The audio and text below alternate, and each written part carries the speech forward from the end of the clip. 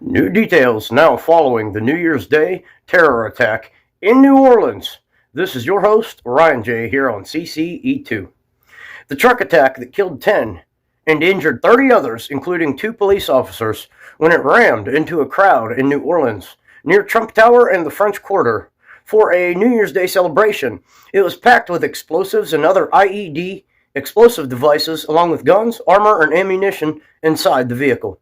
On the back of the truck hung an ISIS flag, police say. The suspect died in a shootout with police and has been named as Shamsad Din Jabbar, a legal immigrant who lived in Texas. Following breaking news out of New Orleans. At least 10 people are dead and dozens more injured after city officials say a man intentionally drove a pickup truck into a crowd of people. This happened on the world-famous Bourbon Street overnight as people were celebrating the new year. It was around 3:15 in the morning local time. Officials say the man drove around barricades and hurtled down the street in very intentional behavior before opening fire on police officers. 2 officers were hit by gunfire. They are in stable condition in the hospital. CBS News has learned the suspect is dead, shot and killed by police. Officials say a long gun was recovered from the scene, and according to an investigative reporter with our affiliate WWL, it had a silencer, or more specifically a suppressive device attached to it. Several potential explosive devices were also recovered near the scene and are being analyzed.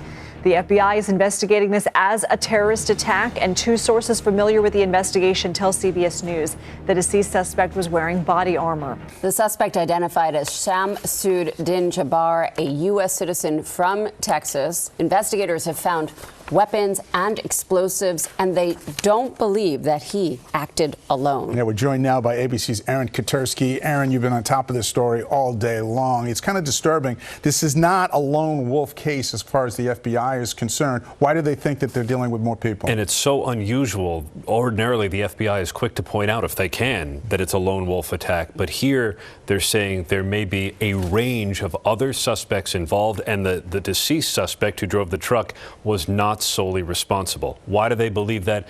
They have looked at surveillance images, we're told, and they see what appears to be some people possibly planting devices in advance of the attack. At least 4 explosives were found near the scene of this horrific incident.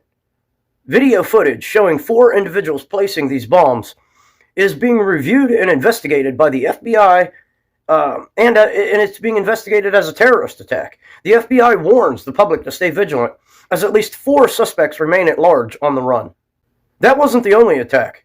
While the mainstream media and news is focused on the horrific truck attack in New Orleans, you probably haven't heard much, if anything at all, about the pickup truck exploding at Trump Tower in Las Vegas, Nevada today, where apparently a pickup truck packed with explosives was detonated today, rocking Trump Tower, which caused a temporary evacuation, as well as bombs found near Trump Tower in New Orleans.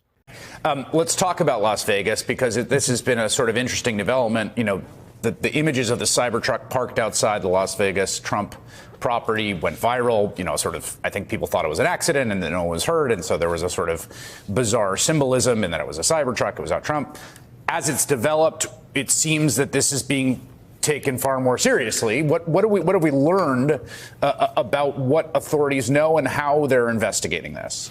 Right, Chris. So according to the reporting of myself, my colleagues Andrew Blankstein and Kelly O'Donnell, right now, 3 senior U.S. law enforcement officials say that this explosion of a Tesla Cybertruck, kind of in the portico there where you saw that smoke rising from in front of Trump's property in Las Vegas, is being investigated, at least initially, as a potential act of terrorism, and that it was, quote, intentional. And there was a person who was found deceased. That is the driver of that vehicle. There were 7 others that were injured as a result. And so they don't yet have a specific motive, but some things they've found in the investigation leads them to believe that this could have been some sort of a terrorist attack, or at least that they should investigate it as such.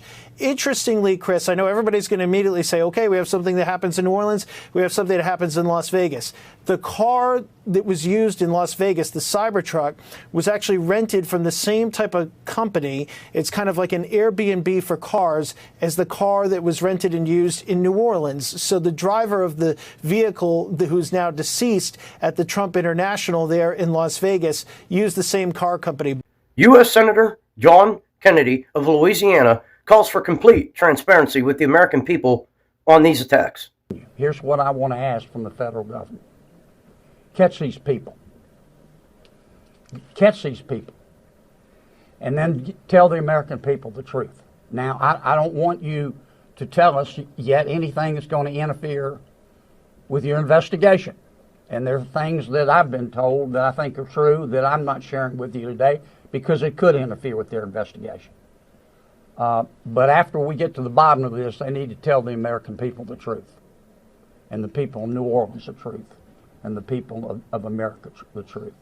I think the mayor and the governor are very wise to postpone this ball game for 24 hours.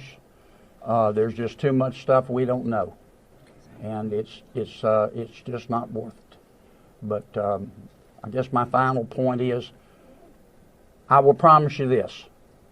I will, when it is appropriate and this investigation is complete, you will find out what happened and who was responsible. Folks, evil exists. It's up to us to fight it head on. And here at CC2, we're doing that through the power of media and the power and protection of God. We are deeply saddened to bring you this terrible news on this New Year's Day, but we believe it's highly important for everyone to have all of the knowledge that you can on current news, events, and happenings around the nation and the world.